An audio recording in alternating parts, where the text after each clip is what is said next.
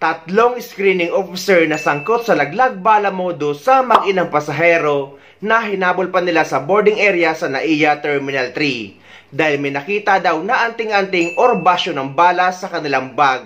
Sinibak na. Sinibak na sa pwesto ang tatlong security screener ng NAIA na sangkot sa umano'y tanim bala nitong isang linggo. Para bigyan tayo ng detalye, live mula sa NAIA sa Pasay, nasa frontline ng balitang yan si Gerard de la Peña. Gerard, una muna, napatunayan ba nga na nagkaroon talaga ng ganitong insidente ng tanim bala? Ano ang naging resulta ng investigasyon dyan? Ruth, actually, alam mo, sa ngayon ay ongoing pa yung investigation. Pero alam mo, kahit ongoing pa lang yung investigation, ay epektibo na ngayong araw yung pagkakasibak sa pwesto nitong tatlong security screener na irereklamo nga ng dalawang pasahero dito sa NAIA noong March 6. Ayon mismo kay Secretary Vince Dizon, ay malinaw ang panawagan nila sa lahat ng kawani ng departamento at mga attached agencies nito na maglingkod sa mamamayan at huwag maging pabigat sa mga ito. Kaugnay ito sa insidenteng nag-viral sa social media kung saan inireklamo ni Ruth Adel ang mga security screener na humabol sa kanya hanggang sa boarding gate dahil may nakita umanong basyo ng bala sa kanyang hand-carried bag. Ayon sa video na ipinost nito, hindi na sila pumayag sa hiling ng mga screener na bumalik pa sa x-ray machine para lang masilip ang kanyang bag dahil ilang minuto na lang ay sasakay na sila ng eroplano. Kaya doon na lang sa mga upuan sa boarding area binuksan ang kanyang bag. Ayon sa Department of Transportation, maling-mali ang ginawa ng mga screener dahil dapat ay doon pa lang sa x-ray machine ay hinarang na agad ang pasahero kung may makitang kahina-hinala sa bagahe nito. Dahil sa insidente, pinapasilip ni Dizon ang mga proseso at protocol kaugnay sa pag-iinspeksyon ng mga bagahe at kung anong dapat mabago rito. Sa ngayon ay nasa Vietnam si Adel at ang kanyang anak para magbakasyon. Ruth, nakarating na raw kay Pangulong Bongbong Marcos ang insidente at ayon nga kay Palace Press Officer Under Secretary Claire Castro ay kailangan daw pa-imbestigahin ito para mapanagot na ang dapat managot. That we will not tolerate this sort of behavior against our citizens. So we are hereby announcing the termination of all the people in the OTS who were involved in this incident.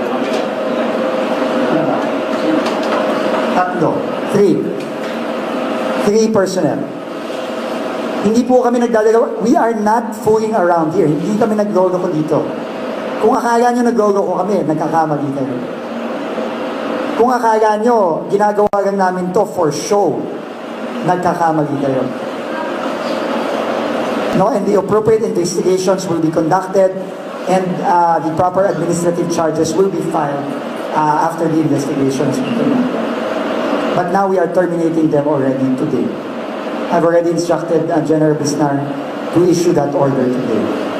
So again, please, sa lahat ng ating mga kasama sa DOTR family, because we are a family of people who are here to serve our citizens. Ako po, hinihingi ko na ang pandinig ninyo. Kung hindi nyo pa kami naririnig loud and clear. We will not stand for any abuse. Any abuse will be met with the same result and the same swift action from us, as mandated and as ordered to us by the President himself. We will not allow this to happen. Okay? Apart from that, I've also asked Undersecretary si Jonko,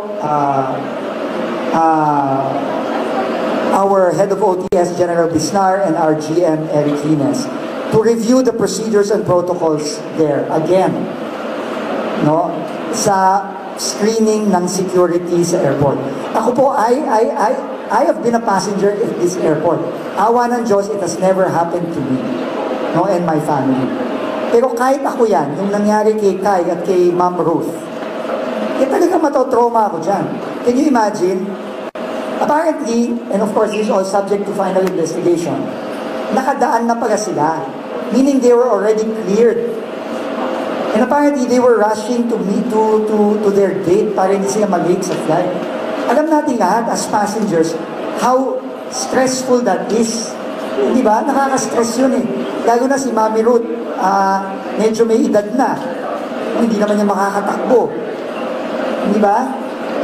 Nakadaan na sila, binalikan pa sila. tinatanong ko nga si General Bisnar, di ba mali yun? Hindi tama yun ah. Once you are screened and cleared by the screener, you're done. Kaya nga siniscreen eh. Hindi ka pwede yung, ay, hinabol ka, tapos biglang haharasin ka. Hindi pwede yun. Doon pa lang mali na eh. Doon pa lang, mali. Okay, so, hindi natin papalampasin ito. Umabot na rin ang nasabing insidente sa programa ni Senator Raffy Tulfo na nauna nang sinabi ng mag-ina na ipapaabot nila ito kay Tulfo. Nakita ko po yung video actually kahapon pa po at talagang nakakainit ulo po yung nangyari at lalo pa kayo po senior citizen, sobrang pinagod kayo doon at pinahiya pa. Nung na-scan na po yung luggage, si mother po kasi pumila po siya sa lane ng senior citizen para kasi at least mas mabilis kasi boarding na po yung yung plane po namin. So ako po, nandito po ako, waiting po ako kung po pwede rin po ako pumila dun sa side niya kasi mag-isa po siya. So ang nangyari, scan po yung luggage niya and yung bag po niya. So, after nun, may sumunod po sa kanya and then parang binigyan naman po ako ng go signal na po pwede na rin po ako sumunod sa kanya kasi boarding na nga po yung aming eroplano. So, after nun, nung i-check yung luggage niya, tinanggal ko na po doon sa, sa conveyor and then inayos po namin. So, nag-ayos kami ng sarili. Kami po kasi, 3 po kami nag-travel. Yung partner ko po, ito pong mother ko and ako. So, yung si partner po, nakapila pa po siya sa ibang sa ibang lane. So, inantay pa po namin siya na nandun lang din naman po kami sa tapat po nung conveyor. So, nung time ko po na i-check yung aking luggage and yung bag ko, pina-stay pa nga po nila yung isa kong bag kasi may nakita po silang lint roller. Yung parang yung pangtanggal po ng, ito po siya. Pantanggal po ng balahibo ng pets. So, ayan na, binalik din naman po sa akin. So, wala na po silang nakitang problema. Clear naman daw po. So, nakatambay pa po kami doon. Inantay pa po namin yung kasama namin. And then, nung natapos na po yung kasama namin, nagtatatakbo na po kami doon sa gate po namin kasi boarding na po talaga. And then, nung habang tumatakbo, ang sinasabi po nila, hinabol daw po kami. Wala pong naghahabol sa amin kasi pag sinabi po natin hinahabol, maririnig mo po na tinatawag po kami or may maririnig ka or may malalaman mo na may sumusunod sa'yo. Wala pong ganon. Pagdating po namin ng boarding gate namin, nakaupo na po si mother kasi nga pagod na rin siya, may hika po kasi siya. Pinapabili po na po ako ng tubig para at least matanggal daw po yung, kasi nauuhaw na po, matanggal daw po yung pagod niya. So nung tumayo ako, saka po may lumapit dito sa gilid na nagulat na lang kami bakit may biglang sumulpot na babae doon na naka-uniforme. Ang sabi po sa amin, kailangan daw po i-check yung luggage ni mother kasi may nakita daw pong anting-anting. That's the time po na nag-hysterical po yung mother ko kasi wala naman po, anong anting-anting yung sabi po ng mother ko. And then, ang sabi niya po, patawa niya pa pong sinabi. Sabi niya, basyo. Sabi niya pong ganon. So kami, parang nag-iisip kami, ano ba to, prank ba to? Kasi parang very unprofessional yung sabi niya nung message niya and ang gusto po kasi nila mangyari, dalhin po si mother doon sa room or office kung saan po i-check po ulit yung luggage niya. Ako po, syempre, since nagtatatakbo na po kami, medyo malayo po kasi yung yung distance po nung conveyor or doon po kung saan po ini-screen, doon po sa gate namin. So, para sa akin, bakit senior citizen, pagod na pagod, pababalikin nyo pa po doon. So sabi ko po, i-check nyo po dito, dito po sa, kung saan nakikita ng maraming tao, kung saan po nakikita rin po namin, dito nyo po i-check. Kasi negligence nyo po yan. Bakit nyo po kami pinalampas kung saan po ini-x-ray yung gamit? Tapos papasok na kami ng eroplano, saka nyo po kami sisitahin na meron kayong nakita doon. Parang hindi naman po tama yun. So kung gusto nyo kako i-check nyo dito, hindi na kami babalik doon or hindi na siya babalik doon para po i-check nyo ulit. So ang nangyari po, ang sabi niya po, tatawagan daw po niya yung supervisor niya, nakiusap siya kay Cebu Pacific na makikihiram ng phone or makikigamit ng phone. Pagtawag niya po sa supervisor niya, napakatagal po. Considering na talagang halos kami na lang po ang matira doon. Napakatagal po, parang nakikipagtelebabad pa po. So wala po talagang sir, parang hindi mo makita yung urgency po ba? Hindi niya talaga. Yes po. Nung dumating na po yung kanyang supervisor, makikita niyo po yung paglalakad nila, parang wala po talagang hindi po talaga nagmamadali, talagang parang iisipin mo plano talaga na i-delay kami. So pagdating po doon, ang ginawa po nung isang nung nanita po sa amin nung umpisa, yung babae po na nandun sa amin, nakasama namin, kinuha niya po yung luggage, ipinatong niya po dun sa upuan, tapos umakto po siyang bubuksan niya yung luggage. Ngayon, ang sabi sa kanya ng supervisor niya, hindi yan, kundi yung handbag. So sa amin po, parang dun pa lang, nagduda na kami. Kasi kung ikaw, alam mo na, i-check mo to, alam mo na merong kahina-hinalang, o may kontrabando dyan sa sa luggage na yan, or dun sa bag ng pasahero, alam mo specifically kung luggage or handbag or shoulder bag yung nakitaan mo. So, doon pa lang po parang medyo, parang may something na mali dito. Ang ginawa ko po, pinakita ko po sa kanila isa-isa yung laman ng bag. Nung wala po silang makita, hindi rin po nila ma-explain. Basta ipinakita po niya sa amin yung x-ray na parang meron daw pong basyo ng bala na nakikita daw po doon sa pinakababang part ng bag.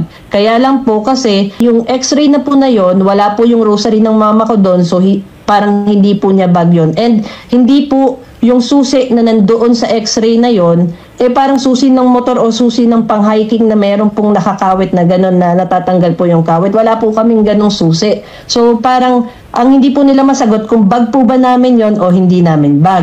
Time na po na yon, kaya sinecure ko na po, inawakan ko na po, baka kasi sa sobrang tense ko na rin po, sa sobrang tense na rin ng mother ko, hindi na namin mamalayan kung saan namin na ipatong. Kung mapapansin nyo nga po doon, Sir Rafi, yung mga cellphone po, yung mga suklay po ng mama ko, nagkanda hulog-hulog na sa sobrang namin, pagmamadali namin, kasi ayaw rin namin na ma-miss yung flight. So ma'am, ano pagkasabi sa inyo? Basyo daw ng bala?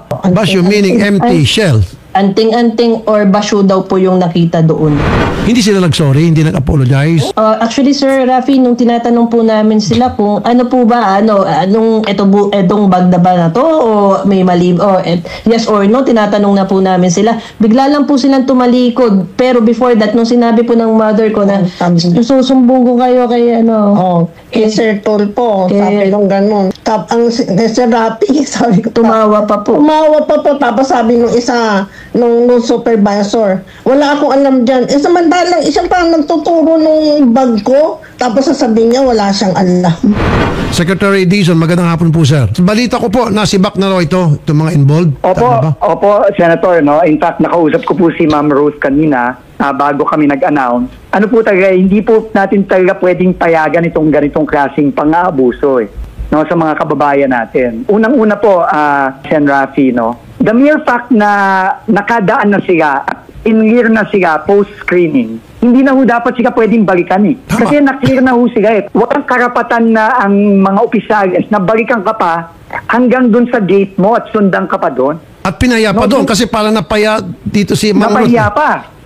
Hindi po pwede yun. Doon pa lang po, mali na kagad. Kaya po talagang, alam nyo naman po, meron tayong bagong OTS head, si Retired General Atto Bisnar. Okay. Kaya po nung nag-usap kami at review namin yung insidente, nag-decide po kaming dalawa na hindi na talaga pwede. Wala nang kailangan pang gawin para mag-decision kami na i-terminate na po yung 3 personnel involved. Kasi clear case of harassment po yung nangyari. Correct. Now, sir, pati yung supervisor dapat damay. Kasama po yung supervisor sa terminate, Sen. Rafi. Okay, so ang mga nasibak po si CJ Saddam, Gap Saturos at JV Abisamis. Correct po. According to General Bisnar po, 3 po sila. Pero Sen. Rafi, more than that po, is inutusan ko po si OTS head na bago na i-review na po lahat ng protocols dito sa pag-screen. Kasi clearly po, meron po tayong mga butas na nagiging subject to abuse. Halimbawa po, kasi marami naman po sa mga kababayan natin na totoong minsan may daga-daga silang amulet o kung ano man. Kailangan po yun, i-check lang, at pag nakita na ganun lang naman yun at hindi naman live yung basyo, hindi, walang laman, dapat palusutin na rin po yun. Correct. I-confiscate na lang, kung talagang may problema. Kasi ang problema naman po kasi, Sen. Rafi, kung hindi ata i-confiscate, kapag po sila ay dumating sa kanilang either destination point or transit point, baka po doon sila magka-problema din. Yun nga po, the most that they can do is, pag may nakita sila, basyo ng bala na bawal talaga, confiscate lang. Tapos na, then go. Get them go. Tama. Get them go, Sen. Rafi. So I asked General Bisnar to review the protocols and make them simple and clear. Okay. Para po sa ating mga kababayan. Ang tagal-tagal na po ito hindi ko po naintindihan talaga bakit pinapayagan eh. So talaga pong galit na galit ako nung nakita ko to.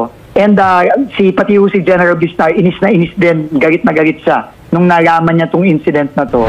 Para po sa mga taga-OTS, I hope they can hear me. And I hope they listen to General Bisnar. Pagka po ito naulit at may nangyari po ito, naku, pasensyahan na lang po, no? Mahirap pong mawalan ng trabaho ngayon. Immediately po, sila masisibak po kagad dito. And hindi lang sibak. Ngayon, nag-iimbestiga na po si General Bisnar. Baka may potential pa pong mga kasong ipa-file sa kanila. Ma'am Kai, so anong naramdaman niyo po na nasibak na po yung tatlo? Medyo na-relieve ho ako. Nakakaramdam na rin po ako kaya lang hindi ho fully relieved. Trauma kasi ma'am yung nangyari sa inyo eh. Trauma po yun. Tapos tumakbo. Na-trauma po ako eh. Hanggang ngayon nga po, dala ko to. Na-stress ako. Stress ball. Ayun. Stress ball po.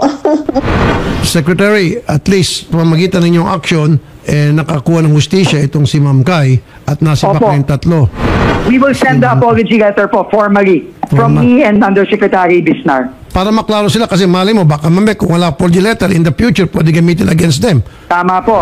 Makakaasa po sila, Ma'am Ruth. Wag po sila matatakot. Tayo pong mga nasa gobyerno, we are on their side po. Hindi po natin papayagan itong mga ganito. Thank you, Sen. Rafi, sa magasakit niyo po sa ating mga kababayan. Maraming salamat po, Sen. Rafi. Thank you po, Ma'am Ruth and Ma'am Kai. At enjoy po kayo sa Vietnam. At salamat po at naalala niyo po kami nung nangyari po insidente. Salamat po sa tiwala. Kayo, sir. Ito ang maganda na naaaksyonan ang ganitong mga issue. Kung hindi pa nag-viral ay hindi ito maaaksyonan. At sana maimbestigahan din ang issue ng mga nakawa ng laman ng maleta at mabigyan ng aksyon at solusyon ang mga OFW or mga pasaherong nawalan.